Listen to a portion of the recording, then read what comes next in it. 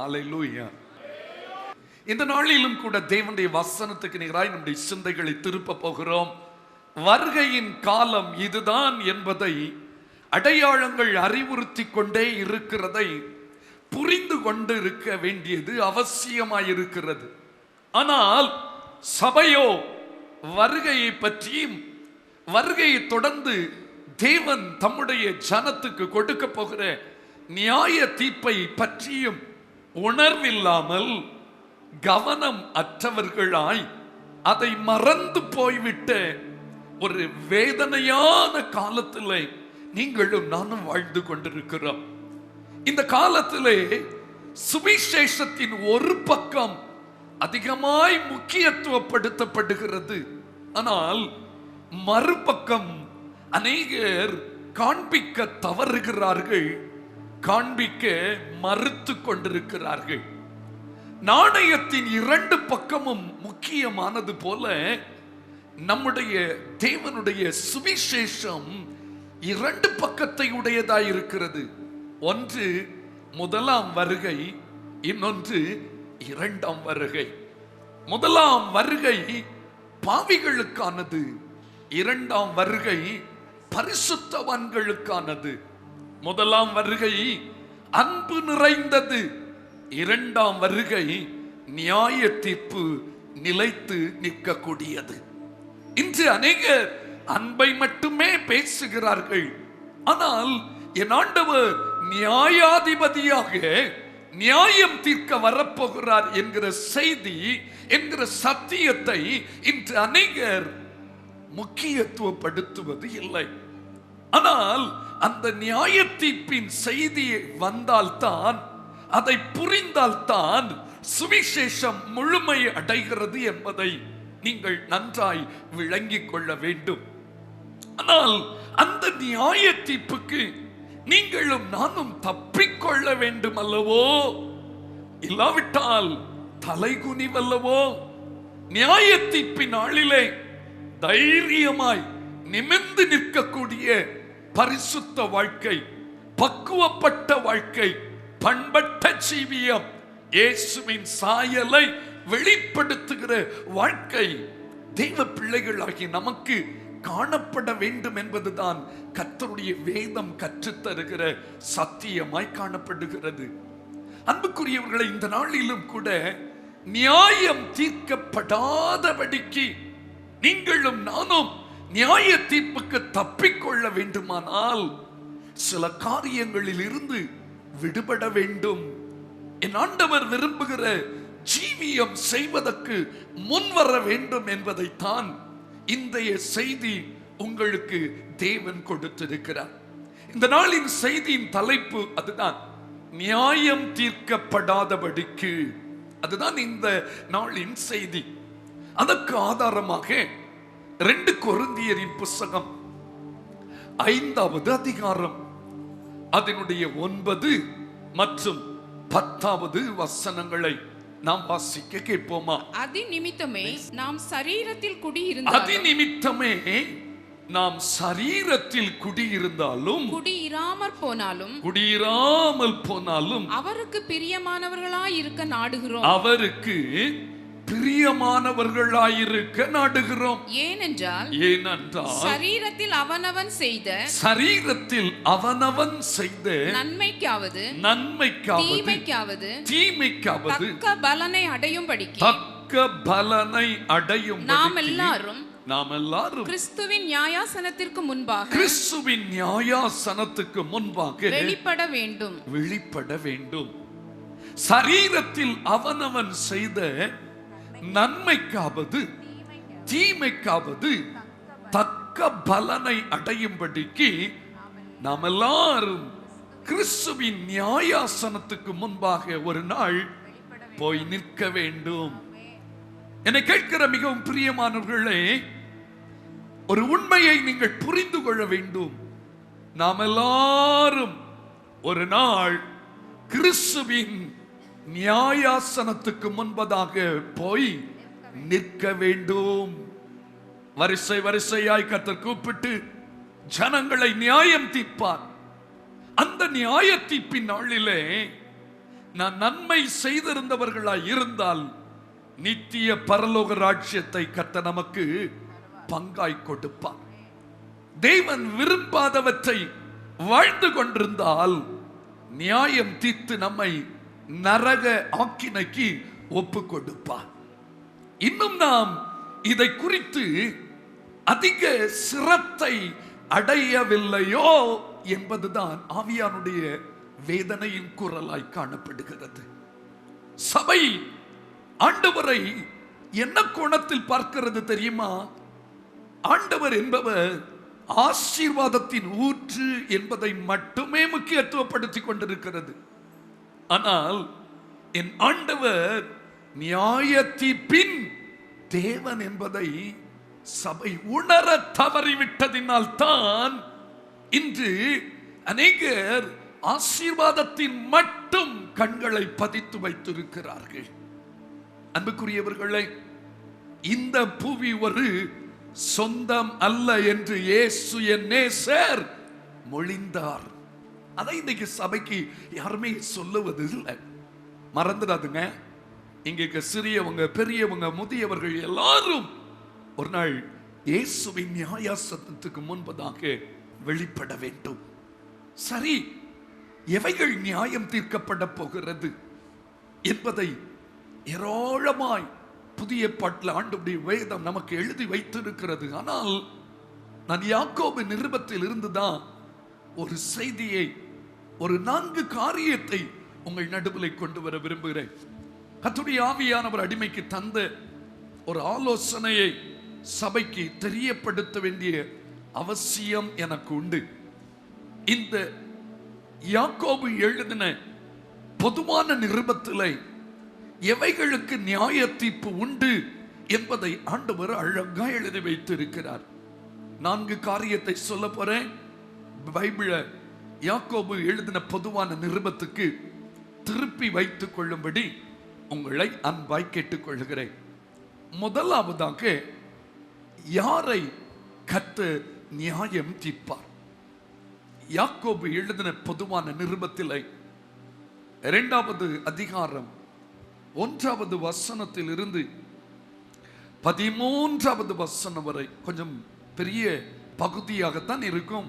அதை எல்லாரும் கண்டிப்பா வாசித்துக்கணும். யாக்கோபு 2ஆம் அதிகாரம் என் சகோதரரே, 1 முதல் 13 முடிய.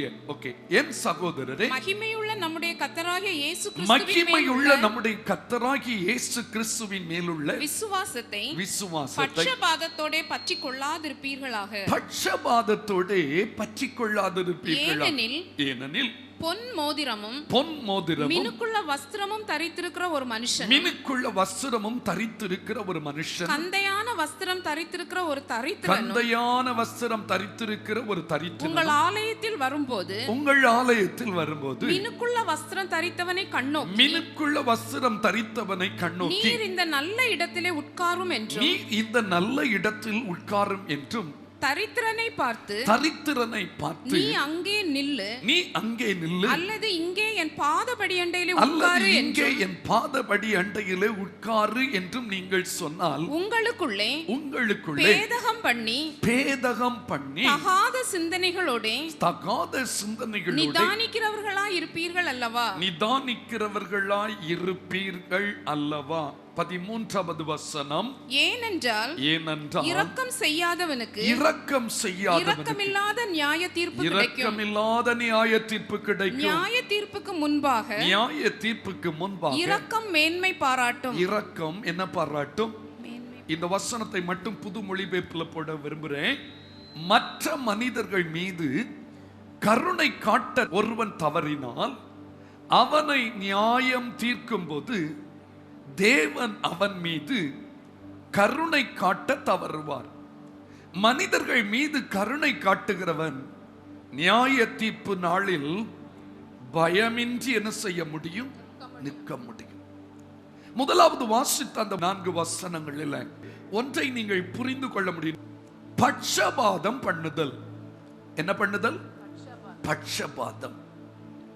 சபையாகட்டும், குடும்பமாகட்டும், சமுதாயமாகட்டும், வேலை ஸ்தலமாகட்டும், நட்பு வட்டாரங்கள் ஆகட்டும், நமக்குள்ள என்ன இருக்கக்கூடாது? பட்சபாதம் இருக்கவே கூடாது. இந்த அநேக திருச்சபைகளிலே வசதி படைத்தவர்களை வித்தியாசமாய் நடத்துகிறார்கள், வசதி குறைந்தவர்களை வித்தியாசமாய் நடத்துகிறார்கள். திருச்சபைக்குள்ளே வித்தியாசமே கிடையாது. நாம் எல்லாரும் கிறிஸ்துவின் இரத்தத்தினால் மீட்கப்பட்ட ஒரே குடும்பம் என்கிற ஒரு மனப்பக்குவத்தை ஒவ்வொரு தேவ பிள்ளையும் அடைந்திருக்க வேண்டியது அவசியமாய் காணப்படுகிறது. அநேக நேரத்தில் சில இடங்களில் அந்த பட்சபாதத்தினால் பாதிக்கப்பட்ட பலர் இந்த இடத்தில் இந்த செய்தியை கேட்டுக்கொண்டிருக்கிறீர்கள் அல்லவோ? சரி, நீங்கள் தான் பாதிக்கப்பட்டிருக்கிறீர்கள். உங்கள் நிமித்தம் பட்சபாதம் எங்கேயாயிலும் வெளிப்பட்டதோ, நீங்கள் உங்கள் ஜீவியத்தில் என்றைக்காகிலும் யாரை ஆகிலும் பட்சபாதத்தோடு நீங்கள் நடத்தினீர்களோ ஆராய்ந்து பார்க்க வேண்டும். பட்சபாதம் பண்ணுகிறவனுக்கு கர்த்தர் என்ன கொடுக்க போகிறார்? நியாய தீர்ப்பு கொடுக்க போகிறார். அந்த மனிதன் நியாய தீர்ப்பின் நாளில் தப்பிக்கொள்ள முடியவே முடியாது. ரோமருக்கு எழுதின நிருபம் 2ஆம் அதிகாரம் அதனுடைய 11வது வசனத்தை பாருங்கள். தேவனிடத்தில் பட்சபாதம் இல்லை. எல்லாரும் சத்தமா சொல்லுங்க, பட்சபாதம் இல்லை. இன்னும் ஒரு வசனம் இருக்கிறது, 1 தீமோத்தேயுவின் புத்தகம் 5ஆம் அதிகாரம் அதனுடைய 21வது வசனம். நீ பட்சபாதத்தோட ஒன்றும் செய்யாமலும், நல்ல கவனிங்க, நீ பட்சபாதத்தோட ஒன்றும் செய்யாமலும். கவனிக்க போறீங்க, திருச்சபைக்குள் பட்சபாதம் இருக்கக்கூடாது, குடும்ப எல்லைக்குள் பட்சபாதம் இருக்கக்கூடாது, சமுதாயத்தில் நாம் ஜனங்களோடு பழகுகிற இடத்தில் பட்சபாதம் இருக்கக்கூடாது, வேலை செய்கிற இடத்திலும் பட்சபாதம் பார்க்க கூடாது. பிடித்தவர்களுக்கு ஒரு நியாயம், பிடிக்காதவர்களுக்கு இன்னொரு நியாயம், அழகானவர்களுக்கு ஒரு நீதி, அழகற்றவர்களுக்கு இன்னொரு நீதி, அந்தஸ்தில் உள்ளவர்களை ஒருபோது ஒரு மாதிரியாக ட்ரீட் பண்ணுவது, அந்தஸ்து குறைந்தவர்களை இன்னொரு மாதிரியாக ட்ரீட் பண்ணுவது, இதெல்லாம் பட்சபாதத்தின் அடையாளங்கள். என்றைக்காகிலும் நீங்கள் எவரையாகிலும் பட்சபாதத்தோடு நடத்தி இருக்கிறீர்களோ, அது உங்களுடைய ஃப்ரெண்ட்ஷிப் சர்க்கிளா இருக்கட்டும், ஃபேமிலி சர்க்கிளா இருக்கட்டும், சர்ச்சில் வருகிற நேரமா இருக்கட்டும், சிலர் நான் பார்த்திருக்கேன், அவங்களுக்கு பிடித்தமான ஆட்கள் வந்தாங்கன்னு வைங்களா, இடம் இல்லாவிட்டாலும் இடத்தை உருவாக்கி உட்கார வைப்பார்கள். அவங்க அந்தஸ்துக்கு குறைந்தவங்க வந்தா கண்டுக்காம இருப்பாங்க, பார்த்துட்டு பார்க்காதது மாதிரி இருப்பாங்க. பட்சபாதம். சில பெற்றோர் பிள்ளைகளிடத்தில் பட்சபாதத்தோடு இருப்பாங்க. ஈசாக்கு ரெபெக்காள் குடும்பத்துல ரெபெக்கா யார ரொம்ப நேசித்தாப்ல? யாக்கோப. பட்சபாதத்தோட செயல்படுகிறத நம்ம பார்க்க. சில பெற்றோர் அப்படி செய்வாங்க. மூத்த பிள்ளைக்கு ஒரு நியாயம், இன்னொரு பிள்ளைக்கு வித்தியாசமா. சொத்தை பங்கு வைப்பதில் ஆண் பிள்ளைக்கு அதிகம், பெண் பிள்ளைக்கு குறைவு. பட்சபாதம் எங்க இருக்குது? எந்த ஊர்ல இருக்குது? பைபிள்ல எங்க எழுதி இருக்குது? அது வாரிசு இல்ல, அது சீக்கிரம் வித்தியாசமா மாறுது. பட்சபாதம் என்பது தேவனுடைய பிள்ளைகளுடைய ஜீவியத்திலே இருக்கக்கூடாத ஒரு சுபாவம். ரெபெக்கா ரொம்ப ஞானமா தந்திரமா மகனுக்கு எல்லாம் ரெடி பண்ணி கொடுத்து, என் இளைய மகன் எப்படி இருக்கணும்? ஆசீர்வாதமா இருக்கணும். நிறைய வீடுகளில் இப்படிப்பட்ட சூழ்நிலைகளை பார்க்கிறோம். சில பிள்ளைகளை மட்டும் ஆசீர்வாதமா இருக்கணும்னு விரும்புவாங்க பெற்றோர். எவ்வளவு பெரிய கொடுமை, எவ்வளவு பெரிய தெய்வ வசனத்துக்கு விரோதமான காரியம். சில வீடுகளை பார்த்துருக்கீங்களா? ஆம்பளை பையனை ரூமுக்குள்ள கூட்டிட்டு போய் முட்டை கொடுப்பாங்க. முட்டை முட்டை. ஒரு நாள் உங்களை மொட்டை அடிப்பான் அவன். பெண் பிள்ளைகளுக்கு மீதி இருக்கிறத கொடுப்பாங்க. என்ன ஒரு கொடுமைங்க! சின்ன காரியம்னாலும் அது அவங்க இருதயத்தை எவ்வளவோ பாதிக்கும். ஆம்பளை பிள்ளை தோத்தா கூட அவனை நல்ல காலேஜில் படிக்க வைக்க பிரயாசப்படும். பெண் பிள்ளையானா அதை அலட்சியப்படுத்துவது. ஆண்டவருடைய பிள்ளைகள் தானே நம்ம எல்லாரும், வசனத்தை கற்றுக்கொண்டவங்க தானே. ஆண்டவர் சொல்லுகிற பட்சபாதம் கூடாது. ஏன்னா ஆண்டவரிடத்துல பட்சபாதமே இல்லை. ஆண்டவருடைய பிள்ளைகளிடத்திலும் என்ன இருக்கக்கூடாது? பட்சபாதத்தோடு நம்ம வாழவே கூடாது. சில குடும்பங்களை பார்ப்பீங்களே, ஆனா மனைவி வீட்டார் குடும்பத்தினர் வந்தா மனைவி விழுந்து விழுந்து உபசரிப்பாங்க. கோழியை அடித்து சொத்துரும், அப்படி இப்படி செய்து நிலகொலையா இல அப்படி பயங்கரமா இருக்கும். ஆனா புருஷன் வீட்டுல இருந்து குடும்பம் விருந்துக்கு வந்தாச்சுன்னா இந்த அம்மாவுக்கு அன்னைக்கு தான் தலைவலி வரும், கால் வலி வரும், ஒரு மாதிரி எல்லாம் இருக்குது சொல்லுவாங்க. இது ஒரு மாதிரி இல்ல, இதனுடைய உள்ளத்தில் இருப்பது என்ன பாதம்? பட்சபாதம். ஐயா, பக்கவாதத்தை விட மோசமா இருக்கும் போல இருக்குதே. ஆண்டவருடைய பிள்ளைகள் இப்படிப்பட்ட சுபாவத்தில் இருந்து விடுபட்டாகணும். ஃப்ரெண்ட்ஷிப்லயும் அப்படித்தான், வேலை ஸ்தலத்திலும் அப்படித்தான், சக ஜனங்களோடு பழகுகிற இடத்திலும் ஜாதி பார்த்து பட்சபாதம் பார்க்கிறவங்க உண்டு. இது நம்ம ஆளு, இது அவங்க ஆளு. ஐயா, ஆண்டவருடைய பிள்ளைகளுக்குள்ள அப்படிப்பட்ட ஒரு எண்ணம் இருக்குமே, ஆனால் நீங்க இன்னும் ரட்சிக்கப்படவே இல்லை. உண்மையான மனம் திரும்புதல் எந்த ஒரு தேவ மனிதண்டத்தில் இருக்கிறதோ அவர்களுக்குள் பட்சபாதம் இருக்கவே இருக்காது. ஒத்துக்கொள்றவங்க மட்டும் ஒரு அல்லேலூயா சொல்லுங்க. அது பெரியவங்களோ சிறியவங்களோ, படித்தவங்களோ படியாதவர்களோ, அழகுள்ளவர்களோ அழகற்றவர்களோ. சிலர்லாம் அழகை பார்த்து தான் முக்கியத்துவம் கொடுப்பாங்க. அழகா இருக்கவங்களாதான் ஃப்ரெண்ட்ஸ் வச்சுப்பாங்க.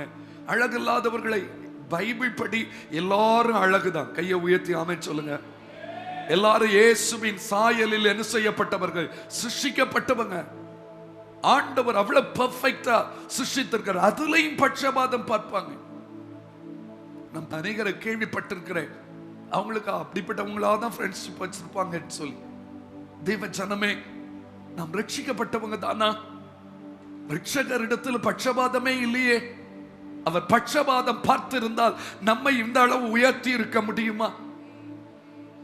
ஆனால் அவர் அப்படி பார்க்கவில்லை. எல்லாரையும் ஒரே போல நேசிக்கிற தேவனுடைய பிள்ளைகள் நாமும் எல்லாரையும் ஒரே போல ட்ரீட் பண்ண பழகி கொள்ளணும். ஏற்றுக்கொள்றவங்க மட்டும் கரங்களை உயர்த்தி ஒரு அல்லேலூயா சொல்லலாமா? அல்லேலூயா. என்னை மாற்றும் ஆண்டவரே, என் ஜீவியத்தை மாற்றும். எனக்குள் இருக்கிற அந்த பட்சபாதம் என்கிற தேவன் விரும்பாத அன்பு குறைவான கிரியையை என்னை விட்டு எடுத்து போடும் ஆண்டவரே. ஜெபிங்க, ஜெயித்து விடுங்க. ஏனென்றால் பட்சபாதம் என்கிற தேவன் விரும்பாத அந்த கிரியை யாருக்குள்ளே இருக்கிறதோ அவர்கள் நியாய தீர்ப்பு நாளிலே வெட்கம் கொள்வார்கள். இரண்டாவதாக வாசிக்கலாமா? அதை யாக்கோபு எழுதின பொதுவான நிருபத்தில் 3வது அதிகாரம் 1 முதல் 13 முடியவுள்ள வசனங்கள். எல்லாவற்றையும் வாசிக்க முடியாது, சில வசனங்களை வாசிக்க. என் சகோதரரே, அதிக ஆக்கினையை அடைவோம் என்று அறிந்து, அதிக ஆக்கினையை அடைவோம் என்று அறிந்து, உங்களில் அநேகர் போதகர் ஆகாதிருப்பீர்களாக. உங்களில் அநேகர் போதகர் ஆகாதிருப்பீர்களாக. நாம் எல்லாரும் அநேக விஷயங்களில் தவறுகிறோம். எல்லாரும் கவனிங்க, நாம் எல்லாரும் அநேக விஷயங்களில் தவறுகிறோம். ஒருவன் சொல் தவறாதவனானால், ஒருவன் சொல் தவறாதவனானால் அவன் பூரண புருஷனும், அவன் பூரண புருஷனும் தன் சரீரம் முழுவதையும், தன் சரீரம் முழுவதையும் கடிவாளத்தினாலே அடக்கிக் கொள்ள கூடியவனுமாய் இருக்கிறான். எல்லாரும் சொல்லுங்க, கடிவாளத்தினாலே அடக்கிக் கொள்ளக்கூடியவனுமாய் இருக்கிறான். 3வது வசனம் பாருங்கள், பாருங்கள், குதிரைகள் நமக்கு கீழ்ப்படியும்படிக்கு, குதிரைகள் நமக்கு கீழ்ப்படியும்படிக்கு அவைகளின் வாய்களில் கடிவாளம் போட்டு, நல்ல கவனிங்க, அவைகளின் வாய்களில் கடிவாளம் போட்டு அவைகளுடைய முழு சரீரத்தையும் திருப்பி நடத்துகிறோம். எல்லாரும் சொல்லுங்க, அவைகளுடைய முழு சரீரத்தையும். அப்ப வாயில கடிவாளம் போட்டா முழு சரீரமும் என்ன ஆகுது? கண்ட்ரோல் ஆகுது.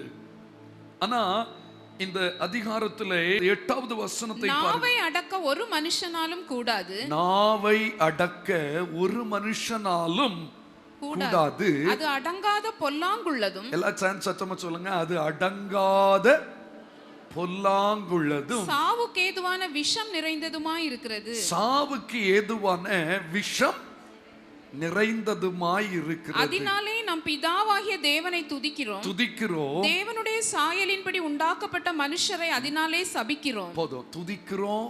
அடுத்தது என்ன செய்கிறோம்? எல்லாம் ஒரே வாயிலிருந்து என்ன செய்கிறது? வருகிறது. அப்படி வரக்கூடாது. இவைகள் நியாய தீர்ப்பை நமக்கு கொண்டு வரும். அதுதான் இந்த அதிகாரத்துடைய அர்த்தம். போதகராகாதிருங்க அப்படின்னா ரொம்ப பேசாதுங்கன்னு அர்த்தம். ரொம்ப டீச்சிங், சிலருக்கு டீச் பண்றது, மற்றவங்களுக்கு அட்வைஸ் பண்றது ரொம்ப பிடிக்கும். ஆனா அந்த அட்வைஸ் படி தன்னுடைய வாழ்க்கையை அமைக்க மாட்டாங்க. நாவை கட்டுப்படுத்தாவிட்டால் நியாய தீர்ப்புக்கு தப்பிக்கொள்ள முடியாது. எல்லாரும் சேர்ந்து சொல்லுங்க. எதை கட்டுப்படுத்தாவிட்டா? ஓகே, ஒரே ஒரு கொஸ்டின் கேட்கிறேன். நாவை அடக்கி வெற்றி கண்ட யாராவது வெற்றியாளர்கள் இந்த இடத்தில் இருக்கிறீர்களா? உங்கள் கரத்தை உயர்த்துங்கள். எவ்வளோ பலசாலிகள் ஆனாலும் ஒரு அவயவத்திடத்தில் அடிக்கடி தோற்று போய் கொண்டிருக்கிறோம். அது என்னது? நாவு. நானும் கட்டுப்படுத்தணும்னு தான் நினைக்கிறேன். அது கட்டுப்பட மாட்டேங்குதே. தரிகட்டு பேசுகிறது, தருமராய் பேசுகிறது. தேவன் அதை விரும்பவில்லை. யாக்கோபு 1ஆம் அதிகாரம் 26வது வசனத்தை பாருங்கள். உங்களில் ஒருவன் தன் நாவை அடக்காமல் தன் இருதயத்தை வஞ்சித்து தன்னை தேவ பக்தி உள்ளவன் என்று எண்ணினான். அவனுடைய தேவ பக்தி வீணா இருக்கும். சத்தமா சொல்லுங்க. அவனுடைய தேவ பக்தி, அவன் பக்தி என்று சொல்வதே வேஸ்ட். ஏன்? அவன் தன் நாவை என்ன செய்யவில்லை? அடக்கவில்லை. அன்புக்குரியவர்களே, நீங்க எப்படி இருக்கீங்க? இன்றளவும் அந்த நாவின் மேல் ஒரு வெற்றி இன்றும் உங்களுக்கு கிடைக்கவில்லை என்றால் தேவனுடைய பலத்துக்காய் கெஞ்சி மன்றாடுங்க. ஆண்டவரே, நாவை அடக்காமல் நாவுக்கு இடம் கொடுத்ததினாலே ஆண்டவரே உமக்கு விரோதமாய் அநேக தவறுகளை நான் செய்துட்டு இருக்கேன், தவறிக்கொண்டே இருக்கிறேன். எனக்கு ஒரு நாவு அடக்கம் தாரும். எல்லாரும் சொல்லுங்க. எனக்கு ஒரு நாவடக்கம் வேணும். சிலரால நாவை கட்டுப்படுத்தவே முடியாது. டக்குன்னு பேசிடுறோம். ஒரு வார்த்தை தான். அந்த திரு வார்த்தையினால அந்த திரு குடும்பமே சிதறி கிடக்கிறது. இந்த அநேக குடும்பங்கள பிரச்சனைக்கு காரணம் என்ன? ஒரே ஒரு சொல்லுங்க வார்த்தை. கை உயர்த்து, அல்லேலூயா சொல்லுங்க. நம்ம நாவை அடக்கும். எத்தனை வருஷமா ஆண்டவரை பின்பற்றோம், பைபிளை வாசிக்கிறோம்ல. ஏன் கத்த தந்த குடும்பத்துக்குள்ள தேவையில்லாத வார்த்தைகள் பரிமாறப்பட வேண்டாம்? உறவுகளோடு, அயலகத்தாரோடு, சக ஜனங்களோடு தேவையற்ற வார்த்தைகளை பரிமாறுவதை அடக்கி விடுங்கள், தவிர்த்து விடுங்கள். அதுதான் ஆவிக்குரிய வாழ்வில் வெற்றியின் ஒரு அடையாளம். நாவை அடக்காதவனுடைய பக்தி வீண். ஜெபிக்கலாம், பைபிள் வாசிக்கலாம், சுவிசேஷம் அறிவிக்கலாம், அள்ளி கொடுக்கலாம், ஆண்டவருக்காய் அரும்பெரும் காரியங்களை ஆற்றலாம். ஆனால் நாவு அடக்கப்படாவிட்டால் என் தேவ பக்தி வீணல்லவோ? அப்படிப்பட்டவர்கள் எப்படி ஆண்டவருடைய ராஜ்யத்திலே பங்கடைய முடியும்? சங்கீதக்காரருடைய தீர்மானத்தை நம்மளும் எடுத்து ஜெயிக்கலாமா? சங்கீதம் 39வது சங்கீதம் 1வது வசனம் எல்லாருக்கும் தெரியும். என் நாவினால் பாவம் செய்யாதபடிக்கு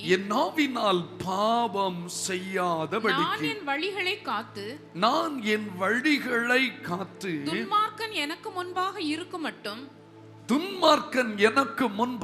இருக்கும் மட்டும் என் வாயை கடிவாளத்தால் அடக்கி வைப்பேன் என்றேன். எல்லாரும் சொல்லுங்க. என் வாயை சத்தமா சொல்லுங்க. ஆமா, ஸ்தோத்திரம். குதிரைக்கு எப்படி கடிவாளம் போட்டிருக்குதோ அப்படியே வெளியே தெரியாத ஆவியானவருடைய ஒரு கடிவாளத்தினால் நாம் நம்முடைய ஜீவியத்தை என்ன செய்யணும்? அடக்கி வைக்க வேண்டும். அப்படியானால் தான் நம் ஆண்டுடைய ராஜ்யத்திலே பங்கடைய முடியும். வாயில வந்ததெல்லாம் பேசுவதற்கும் வாயில வந்ததெல்லாம் சொல்லுவதற்கும் ஆண்டவர் அனுமதி தரவே இல்லை. எனக்கு பிடித்த ஒரு சங்கீதம் உண்டு, 32ஆம் சங்கீதம். நமக்கு எல்லாருக்கும் தெரிந்த ஒரு வசனத்தை காணாம சொல்ல போறீங்க எல்லாரும். 9ஆம் வசனம். இவை யாரும் திருப்பி பார்க்க கூடாது. வாரினாலும் கடிவாளத்தினாலும் வாய் கட்டப்பட்டால் ஒழிய உன் கிட்ட சேராத புத்தி இல்லாத குதிரையை போலவும் கோவேறு கழுதையை போலவும். அப்ப இந்த வாய் அடக்காதவங்களுக்கு பேரு அங்க எழுதியிருக்கு. வாரினாலும் கடிவாளத்தினாலும் வாய் கட்டப்பட்டால் ஒழிய உன் கிட்ட சேராத புத்தி இல்ல குதிரையை போலவும் கோவேறு கழுதையை போலவும் நீ என்ன செய்யாதே, இருக்காதே. எவ்வளவு பெரிய வார்த்தை, கவனிக்கணும். அல்லேலூயா. சத்தமா அல்லேலூயா சொல்லுங்க. மனிதன் அநேக நேரத்தில் மிருகத்தை விட மோசமா போய் விடுகிறார். அந்த நாவை கர்த்தர் நமக்கு தந்த நோக்கமே தேவ நாமத்தை என்ன செய்வதற்காக, மகிமைப்படுத்துவதற்காக. தேவ வார்த்தையை மற்றவர்களுக்கு சொல்லத்தக்கதாக. தேவனோடு அதிகமாய் பேச பேச என் நாவை கர்த்தர் என்ன செய்கிறார்? கட்டுப்படுத்துகிறார். கட்டுக்குள் வைக்கிற ஆவியின் பலனை எனக்கு தருகிறார். சங்கீதக்காரர் இவ்வளவு சொல்கிறார், துன்மார்க்கன் எனக்கு முன்பாக இருக்கு மட்டும் என் வாயை கடிவாளத்தினால் அடக்கி வைப்பேன் என்றேன். நாம அந்த மாதிரி தீர்மானம் எடுப்போம். நமக்கு சிலர் பார்த்த உடனே பேசுறதுக்கு சொல்லுங்க வரும். சிலர் பேசுறத பார்த்தா பேசாதவங்களுக்கும் பேச தோணும். அப்ப நான் மட்டும் விதிவிலக்கா பாஸ்டர் அப்படின்னு சொல்லி சமாளிக்க கூடாது. நீங்க விதிவிலக்கு, நீங்க வித்தியாசம், நீங்க இயேசுவின் பிள்ளை, நீங்க ஆண்டவருடைய இரத்தத்தினால் கழுவப்பட்டு அபிஷேகத்தினால் முத்திரிக்கப்பட்ட தெய்வ பிள்ளை. நாம் அந்த இடத்துல ஜெயித்து தானாக வேண்டும். கரங்களை உயர்த்தி தேவனை ஸ்தோத்திரிக்கலாம். என் நாவினால் பாவம் செய்யாதபடிக்கு நான் என் வழிகளை, சில இடத்துக்கு போனா சிலரை பார்க்க வேண்டியது இருக்கும், அங்க போக மாட்டேன். சிலர் வீடு தேடி வருவாங்க, அவங்கள வீட்டுக்குள்ள என்ன செய்ய மாட்டேன், ஏற்ற மாட்டேன். ஏன்? என் நாவினால் நான் என்ன செய்து கொண்டிருக்கிறேன்? பாவம். தேவன் உங்களை உற்று கவனிக்கிறார். பைபிள் சொல்லுது, மனுஷர் பேசும் வீணான வார்த்தைகள் யாவையும் குறித்து நியாய தீர்ப்பு நாளிலே என்ன செய்ய வேண்டும்? கணக்கு ஒப்புவிக்க வேண்டும். ஐயோ, அந்த வார்த்தையை நான் பேசாம இருந்திருக்கலாமே. அல்லேலூயா. கையை உயர்த்துவர். அல்லேலூயா சொல்லுங்க. ஸ்தோத்திரம். கர்த்தர் நல்லவர். நம்ம பேசுனதெல்லாம் அடிக்கடி ரெக்கார்ட் பண்ணி பார்க்கணும். ஓகேயா? நம்ம எங்கேயாவது பேசுறோம், அதை ரெக்கார்ட் பண்ணிடுங்க. வீட்டில் வந்து கேட்டு பாருங்க. கண்டிப்பா அதுல ஒரு 2-3 வேர்ட் நம்ம பேசாம விட்டுருந்தா நல்லா இருந்திருக்கும். நான் வந்து சர்ச்சில் மெசேஜ் கொடுக்கறதெல்லாம் சில வேளையில இப்போ கம்மி, முன்னாடி அடிக்கடி போட்டு கேட்பேன். கேட்கும்போது எனக்கே கஷ்டமா இருக்கும். சே, இந்த வேர்டெல்லாம் நான் பேசாம இருந்திருக்கலாமோ அப்படின்னு. அதுக்கப்புறம் நான் அந்த வார்த்தைகளை கட்டுப்படுத்தி இருக்கேன். எத்தனையோ காரியங்களை ரொம்ப கவனமா பேச பிரயாசப்படுகிறேன். கவனிங்க, சமுதாயத்திலே, அரசாங்கத்திலே, அரசியல்லே மிக முக்கியமான பொறுப்பில் இருக்கிறவங்க தாங்கள் பேசுகிற ஒவ்வொரு வார்த்தைகளையும் ரொம்ப கவனமா பேசுவாங்க. அதனால தான் பெரிய பதவியில இருக்கிறவங்க ஏற்கனவே தங்கள் பேச வேண்டியதை ப்ரிப்பேர் பண்ணி பிரிண்ட் அவுட் எடுத்து கொண்டு வைத்து வாசிப்பாங்க பார்த்து. ஏன்னா ஒரு வார்த்தை தவறாய் பேசிவிட்டால் கூட முழு உலகத்துக்கும் அவங்க என்ன செய்ய வேண்டியது இருக்கும்? பதில் சொல்ல வேண்டியது இருக்கும். நான் சொல்ல விரும்புகிற காரியம், அவர்களை பார்க்கிலும் நாம் விசேஷித்தவர்கள். நம்மை ஆண்டவர் பிதாவுக்கு ஸ்தானாதிபதிகளாய் இந்த உலகத்தில் நம்ம என்ன செய்திருக்கிறார்? வைத்திருக்கிறார். நாம் எவ்வளவு கவனமாய் நம்முடைய வார்த்தைகளை பிரயோகிக்க வேண்டும், பயன்படுத்த வேண்டும். அன்புக்குரியவர்களை, நியாய தீர்ப்புக்கு தப்பிக்கொள்ள வேண்டுமானால் நீங்களும் நானும் நம்முடைய வாயை, நம்முடைய நாவை கட்டுப்படுத்துகிறவர்களாய், அடக்கி ஜெயிக்கிறவர்களாய் காணப்பட வேண்டும். வேதம் சொல்லுகிறது, தன் வாயையும் தன் நாவையும் காக்கிறவன் தன் பிராணனை அழிவுக்கு நீங்களாக்கி காக்கிறான். இந்த நாவையும் வாயையும் காக்காவிட்டால் நம்முடைய ஆத்துமாவை நாம் நஷ்டப்படுத்துவோம். கர்த்தர் நல்லவர். சந்தோஷமா ஒரு அல்லேலூயா சொல்லுங்க. அல்லேலூயா, அல்லேலூயா. நாவை அடக்காதபடி இருந்தால் நாம் நியாய தீர்ப்பின் நாளில் வெட்கம் கொள்ள வேண்டிய பரிதாபமான நிலை வரும். இன்னும் வாயில வந்ததெல்லாம் பேசுறோமா? அளந்து பேசுறோமா? ஆண்டவருக்கு பயந்து பேசுறோமா? ஆண்டவர் விரும்புகிறதை, தேவ பக்திக்கு ஏதுவானதை மட்டும் தான் பேசுகிறோமா? யோசித்து பாருங்கள். மூன்றாவதாக, எவைகளை கர்த்தர் நியாயம் தீர்ப்பார்? யாக்கோபு எழுதின பொதுவான நிருபத்தில் 5வது அதிகாரம் அதனுடைய 9வது வசனம். சகோதரரே, நீங்கள் நியாயம் தீர்க்கப்படாதபடிக்கு ஒருவருக்கொருவர் விரோதமாய் முறையிடாதிருங்கள். ஒருவருக்கொருவர் விரோதமாய் முறையிடாதிருங்கள். இதோ நியாயாதிபதி வாசற்படியில் நிற்கிறார். நியாயாதிபதி வாசற்படியில் நிற்கிறார். போதும். ஒருவருக்கு ஒருவர் விரோதமாய் என்ன செய்யாதுங்க? முறையிடுதல் என்பதற்கு ஆங்கிலத்தில் கம்ப்ளைன் அப்படி எழுதிருக்கு. Complain பண்ணாதுங்க. Do not complain against one another. Believers, விசுவாசிகளே, so that you will not be judged. பிராக்கெட்ல ஃபார் இட்னு போட்டுருக்கு. அதாவது நீ மற்றவங்களை கம்ப்ளைண்ட் பண்ணுனா அது நிமித்தம் நீ என்ன செய்யப்பட போகிறாய்? நியாயம் தீர்க்கப்பட போகிறாய். Look, the judge is standing right at the door. நம்முடைய நியாயாதிபதி வாசற்படியில் நின்று கொண்டிருக்கிறார். Be careful. ஒருத்தர் கம்ப்ளைண்ட் பண்ணாதுங்க. இந்த மிடில் ஸ்கூல்ல டீச் பண்றவங்க பெரிய வேதனைக்குரியவங்க. அவங்க ஒரு பக்கம் சின்ன பிள்ளைங்க தானே, நீ மற்றவங்க சொன்னாலும் இந்த சின்ன பிள்ளைங்க இடத்துல சமாளிப்பது ரொம்ப கஷ்டம். டீச்சர் அவன் என்ன அடிச்சான், ரப்பரை எடுத்துட்டான், பென்சிலை உடைச்சிட்டான், ஒரே கம்ப்ளைனிங்கா தான் இருக்கும். ஆனா 10க்கு மேலெல்லாம் பார்த்தீங்கன்னா, காலேஜுக்கு போயாச்சுன்னா பாருங்க, நல்ல ஞாபகம் இருக்குது. நாம் காலேஜ் படிக்கும்போது கொஞ்சம் அசந்தா போதும், நம்முடைய டேபிளில் இருக்கிற அந்த டிஃபன் பாக்ஸ் காணாமல் போயிருக்கும். அந்த இடைவேளையில் தேடி பார்த்தால் நம்ம டிஃபன் பாக்ஸ் மட்டும் இருக்கும், சாப்பாடு இருக்காது. ஆனால் யாரும் காலேஜில் கம்ப்ளைண்ட் பண்றது இல்லை. அப்போ ஒன்று புரிந்து கொண்டேன், வளர்ச்சியின்மையின் அடையாளம் தான் கம்ப்ளைனிங்.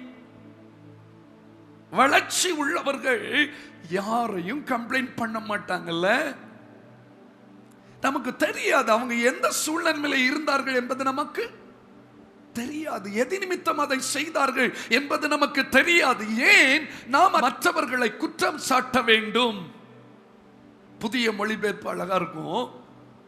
யாக்கோபு 5ஆம் அதிகாரம் 9வது வசனம், புதிய மொழிபெயர்ப்பு தமிழ்ல, சகோதர சகோதரிகளே, உங்களை நீங்களே குற்றவாளியாக நியாயம் தீர்த்து கொள்ளாதபடிக்கு ஒருவரை ஒருவர் எதிர்த்து புகார்கள் செய்வதை நிறுத்துங்கள். பாருங்கள், கதவுக்கு வெளியே நீதிபதி நின்று கொண்டிருக்கிறார். கவனமா இருங்க. யாரும் நிறைவானவர்கள் அல்ல, எல்லாரும் குறை உள்ளவர்கள் தான். ஹல்லேலூயா. கையை உயர்த்துற ஹல்லேலூயா சொல்லுங்க. நாம் மற்றவர்களை குற்றம் சாட்டுவதற்கு நமக்கு உரிமை இல்லை, குறை சொல்வதற்கு நமக்கு உரிமை இல்லை. கம்ப்ளைண்ட் பண்ணாங்க, புகார் தெரிவிக்காங்க, அவங்க அப்படி இவங்க எப்படி, உங்களுக்கு தெரியுமா அந்த விஷயம் தெரியுமா, இந்த விஷயம் தெரியுமா, இது நமக்கு கொடுக்கப்படாத வழக்கு.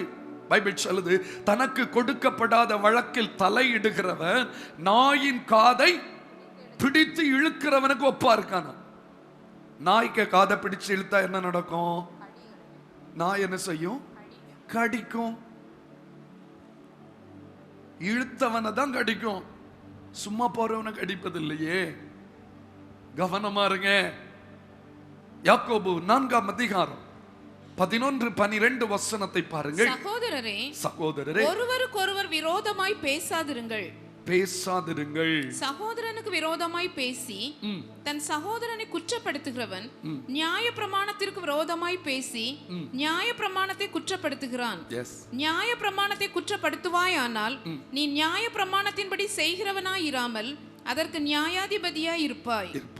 நியாய பிரமாணத்தை கட்டளையிடுகிறவர் ஒருவரே, அவரே ரட்சிக்கவும் அழிக்கவும் வல்லவர்.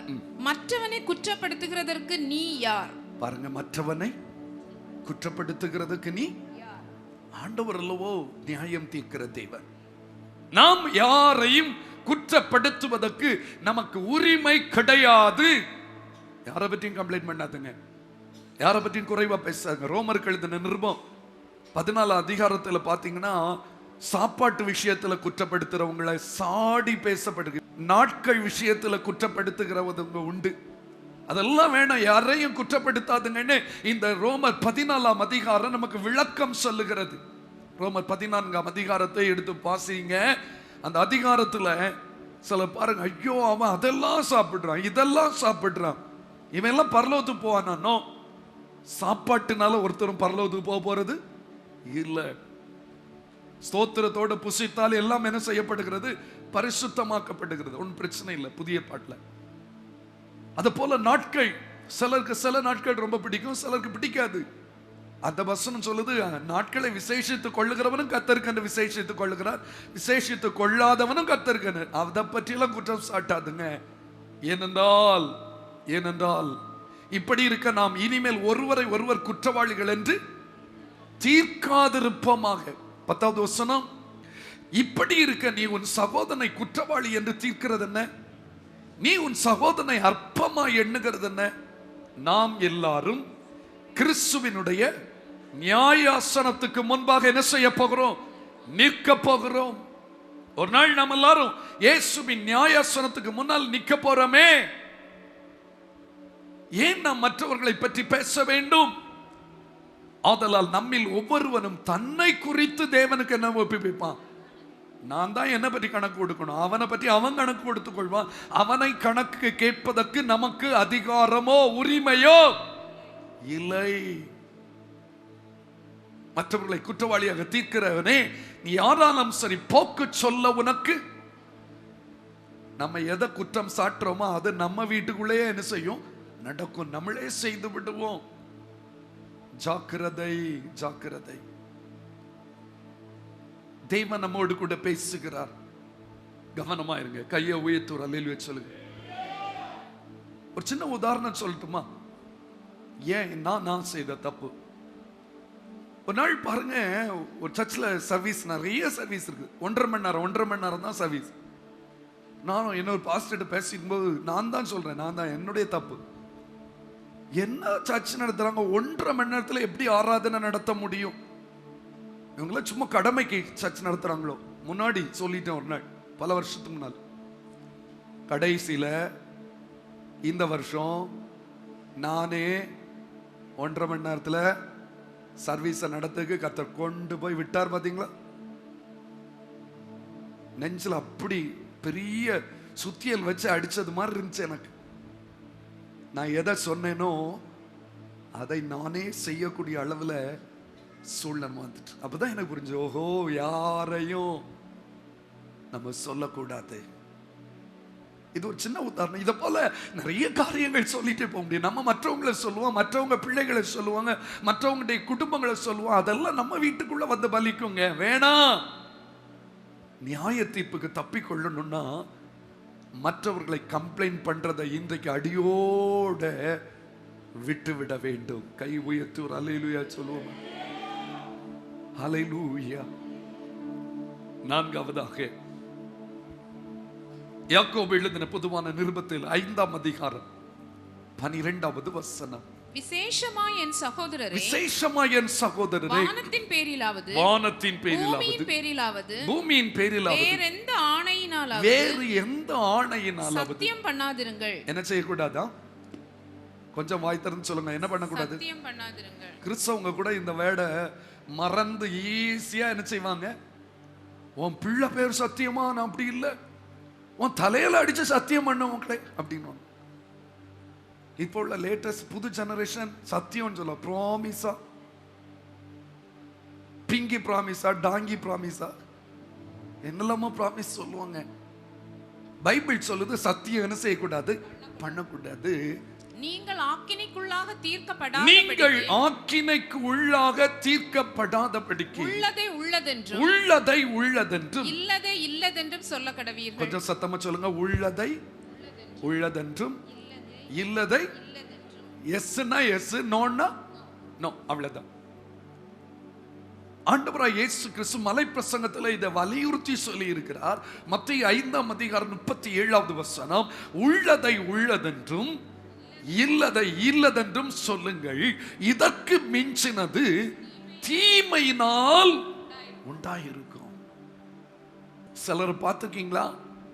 ஒரு சின்ன ஒரு மேட்டர் தெரிந்த போதும் அதுக்கு கண்ணு, காது, மூக்கு, வாய், கை, காலு, ஃபுல் பாடி ஸ்ட்ரக்சர்லாம் கொடுத்து கூட கொஞ்சம் ஸ்தோத்திரம் பியூட்டி பார்லருக்கு கூட்டிட்டு போய் மேக்கப் கூட பண்ணி அப்படி ஒரு அலங்காரமா பவனி விட்டுருவாங்க.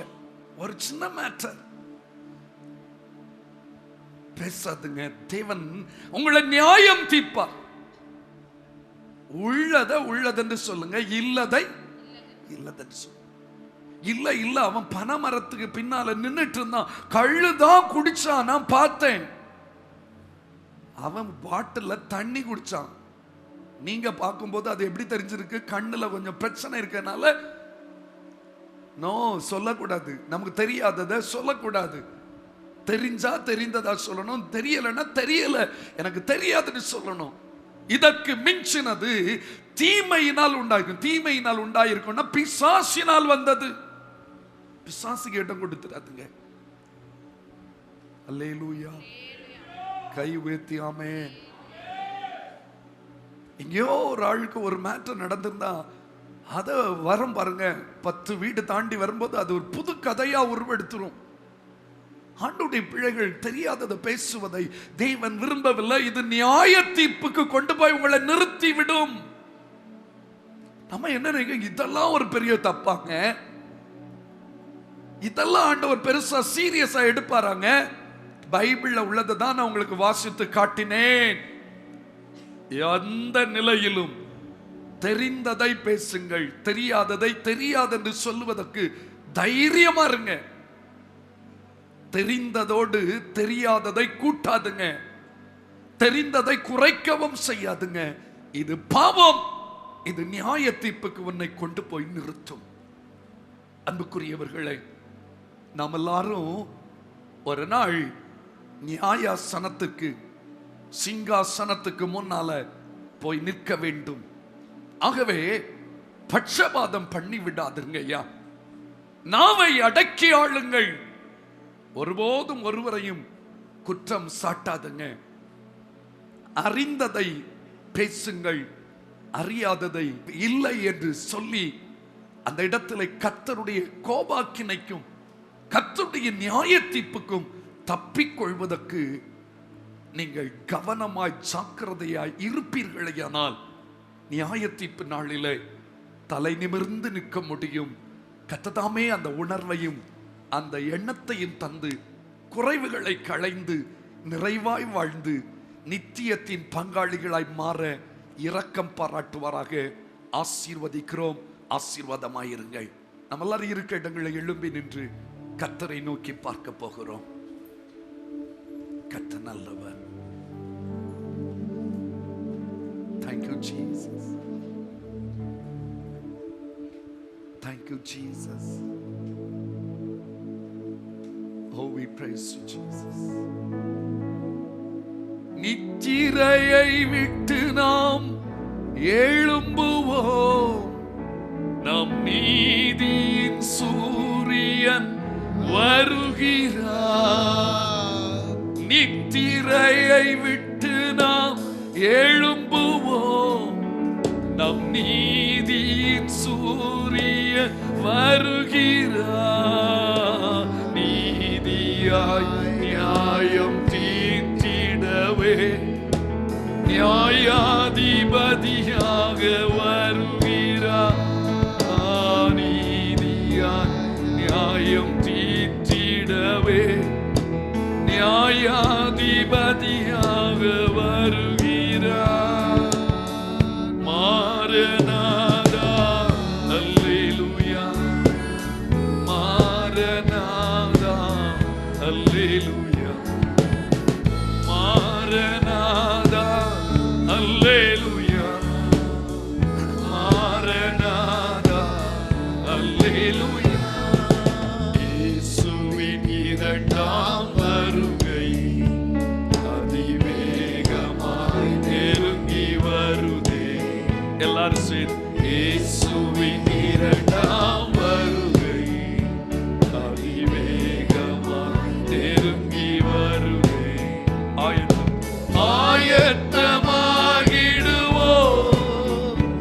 அன்பர் இயேசுவை சந்திக்கவே.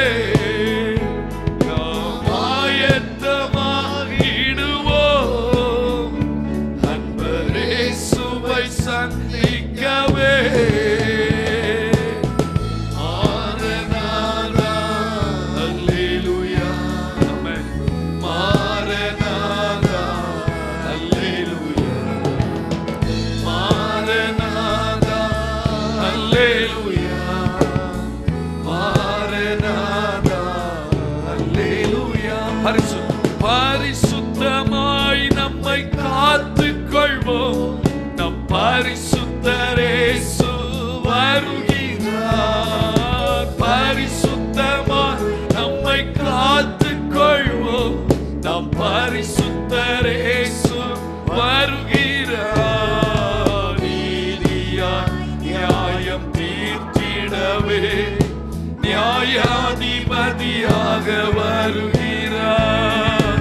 நீதியாய் நியாயம் தீர்த்திடவே நியாயாதிபதியாக வருகிறார். கரம் உயர்த்தி மாரநாதா அல்லேலூயா, மாரநாதா அல்லேலூயா, மாரநாதா அல்லேலூயா, மாரநாதா அல்லேலூயா. அப்படியே ரெண்டு கரங்களை தேவ சமூகத்தில் உயர்த்தினவர்களாய் நியாய தீர்ப்பின் நாள் நெருங்குதே. நேசர் வர காலமாகுதே. இன்னும் நாம் மாயைக்குள் சிக்கி இருந்தால், இன்னும் சத்தியத்தின்படி நடக்காமல் இருந்தால், இன்னும் மனமும் அம்சமும் விரும்பினபடி வாழ்ந்து கொண்டிருந்தால் நாம் நியாய தீர்ப்புக்கு தப்பிக்கொள்ள முடியாது. பட்சபாதம் பண்ணுகிறீங்களா? மனம் திரும்புங்க. நாவை அடக்கலையா? மனம் திரும்புங்க. சக சகோதர சகோதரிகளை குற்றம் சாட்டுகிறீங்களா? மனம் திரும்புங்க. அறியாததை பேசுகிறீர்களா? அறிந்ததை குறைத்து பேசுகிறீர்களா? அறியாததை கூட்டி பேசுகிறீர்களா? மனம் திரும்புங்க. உள்ளதை உள்ளதென்றும் இல்லதை இல்லதென்றும் சொல்லுங்க. என் ஆண்டவருடைய பிள்ளைகள் அல்லவோ, வருகைக்கு ஆயத்தமாக வேண்டிய காலம் இதுவல்லவோ, நியாய தீர்ப்பு நிச்சயம் அல்லவோ. அலட்சிய மனப்பான்மையில் இருந்து எழும்பி வா. ஆண்டவரின் வருகை சமீபமையா. இனி காலம் செல்லாது. பரிசுத்தம் உள்ளவன் இன்னும் பரிசுத்தமாகட்டும். நீதி செய்கிறவன் இன்னும் நீதி செய்யட்டும். அவன் அவனுடைய கிரியைகளுக்கு தக்கதாக அவன் அவனுக்கு நான் அளிக்கும் பலன் என்னோட கூட வருகிறது. நியாயாதிபதி வாசல் படியில் வந்து விட்டார். இனி நாட்கள் செல்லாதையா, இன்று மனம் திரும்புங்கள், இயேசுவை சந்திக்க ஆயத்தப்படுங்கள். அவர் நியாயாதிபதியாய் வருகிறார். நல்ல ஆண்டவரே, இந்த நாளில் உம்மை ஆராதிக்க எங்களை நீர் ஆயத்தப்படுத்தி நீ ஸ்தோத்திரம். எங்களோடு நீங்க பேசுனீங்கல்லவா, நீ நியாயம் தீர்க்கிற தேவன். நியாய தீர்ப்புக்கு தப்பிக்கொள்ள வேண்டுமானால் நாங்கள் ஆயத்தப்பட வேண்டிய அவசியத்தை கற்று தந்தீரப்பா. உணர்ந்து கொண்டோம், உண்மையாய் மனம் திரும்பி இருக்கிறோம். இனி நீர் சொல்லுகிற வசனத்தின்படி நடப்பதற்கு முழு நிச்சயத்தோடு உம் கரம் பிடித்திருக்கிறோம். கத்தரைகளை நடத்துவீராக. ஒவ்வொரு தனிநபரோடு குடும்பத்தோடு பேசுனீங்க. குடும்பம் குடும்பமாய் உம்முடைய வசனத்தின் அடிச்சுவட்டில் வாழ்வை முன்னேற்றத்தில் நடத்தி செல்ல ஒவ்வொருவருக்கும் கிருபை கொடும் அப்பா. தகப்பனை, ஒவ்வொரு குடும்பத்தையும் ஆசீர்வதியும். செய்கிற வேலை, தொழில், வியாபாரங்களை வர்த்திக்க பண்ணும். பிள்ளைகளுடைய படிப்பு, எதிர்காலம், பதவிகள், வேலைகள், சகல காரியங்களிலும் கர்த்தருடைய அனுகூலமும் ஆதரவும் ஆசீர்வாதமும் ஆச்சரியமாய் தங்கட்டும். எங்கள் சபை மக்கள் இன்னும் வர தடைப்பட்டவர்கள் உண்டு. வருகிற ஆராதனைகளை கூட்டிச் செய்கிறோம். அந்த யாவரையும் ஆசீர்வதியும். தூர தேசங்களிலே, தூர பட்டணங்களிலே இணையதளத்தின் மூலம் இந்த ஆராதனையில கனெக்ட் ஆகி இருக்கிறவர்களையும் ஆசீர்வதிக்கிறோம். ஆசீர்வாதமாயிருப்பார்களாக. கடந்து செல்கிற கதை முன் செல்லும். நியாய தீர்ப்பு நெருங்கி விட்டது என்பதை உணர்ந்து நியாய தீர்ப்புக்கு தப்பிக்கொள்ளுகிற பரிசுத்த வாழ்க்கை வசனத்தின்படி வாழ வல்ல தேவன் தம்முடைய பிள்ளைகளை ஆளுகை செய்து நடத்தும். ஆசீர்வதிக்கிறோம். ஜெபம் கேளும் ஜீவனுள்ள நல்ல பிதாவே.